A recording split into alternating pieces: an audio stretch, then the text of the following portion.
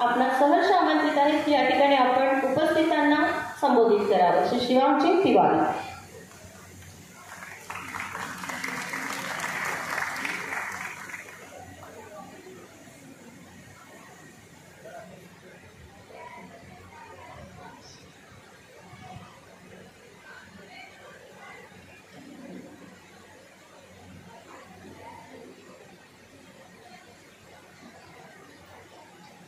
उपस्थित सर्व मान्यवर, शिक्षक वर्ग, आयोजक आणि माझ्या लहान भावंडांनो, तुमचं मनपूर्वक स्वागत करतो आणि आभार मानतो की मला इथे बोलायला संधी दिली.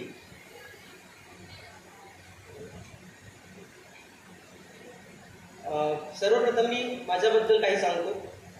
जसं तुम्हाला माहीत झालं आहे, माझं नाव शिवांग तिवारी आहे.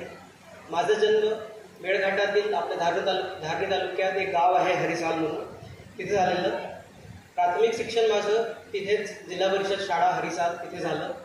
त्याच्यानंतर माझं ग्रॅज्युएशन मेकॅनिकल इंजिनिअरिंगमध्ये बीटेक मुंबईवरून झालं आहे, Sardar Patel college of engineering. माझं ग्रॅज्युएशन झालं आहे 2021मध्ये. ग्रॅज्युएशननंतर मी 13 महिने प्रायव्हेट सेक्टरमध्ये जॉब केला आहे ॲज अ ज्युनियर इंजिनियर. 2022 ऑक्टोबरमध्ये मी रिझाईन करून फुल टाईम प्रिपरेशन सुरू केलं होतं.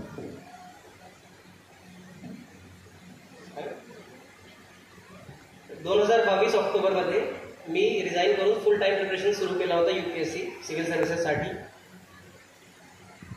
आता मेळघाट असा आपला भाग आहे की तिकडे आपल्याला ज्या सुविधा आहेत नॉर्मल शहरात ज्या अवेलेबल आहेत खूप इझिली, ते तिकडे आपल्याला भेटत नाही.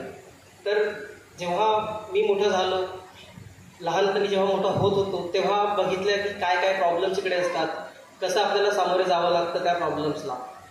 तर असं मनात होतं नेहमी की आपण काहीतरी मोठं होऊन आपल्या भागासाठी करायचं, पण नेमकं कसं करायचं ते काही माहीत नव्हतं. कारण की IAS काय असतं, IAS, IPS, IFS जे काही सर्व्हिसेस आहेत गव्हर्नमेंट, ते आपल्याला म्हणजे मला तर काही माहीत नव्हतं त्याच्याबद्दल.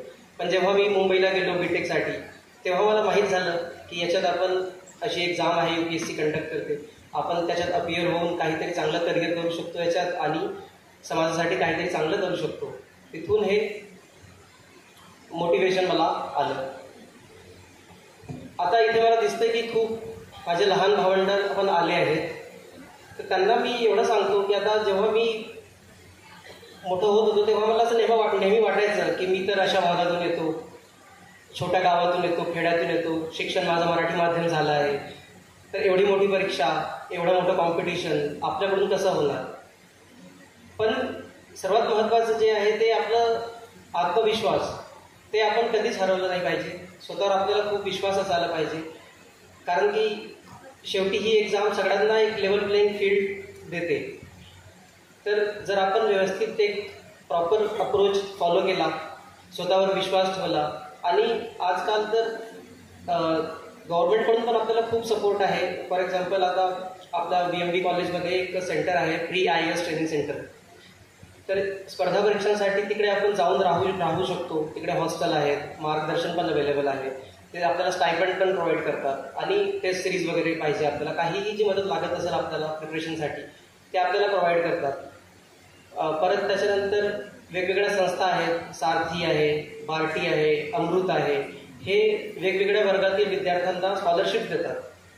म्हणजे आपली परिस्थिती जी आहे ते आहे या प्रिपरेशनमध्ये अडथळा निर्माण झाला नाही पाहिजे आपल्या परिस्थितीमुळे, म्हणून ते असे इनिशिएटिव्स आपल्या गव्हर्नमेंटने घेतले आहेत.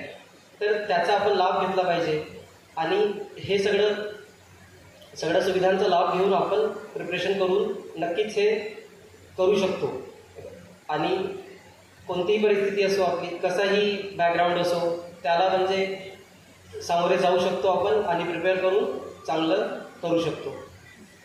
एवढंच मला सांगायचं होतं. बाकी मार्गदर्शनासाठी माझे मित्र आहेत इथे, प्रिपरेशनबद्दल ते बाकी सांगतील. पण मला एवढंच सांगायचं होतं की आपण अशा भागातून येऊन पण करू शकतो, हे नक्कीच मनात राहू द्या तुम्ही. आणि कधीही वाईट मानून घेऊ नका की आपली परिस्थिती आपल्याला अडथळा निर्माण करते एक अशा एक्झाम्स क्लिअर करण्यासाठी. धन्यवाद.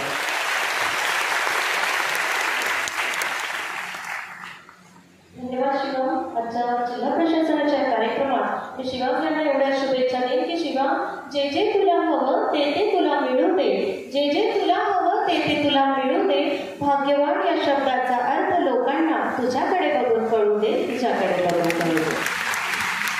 यानंतर पुढील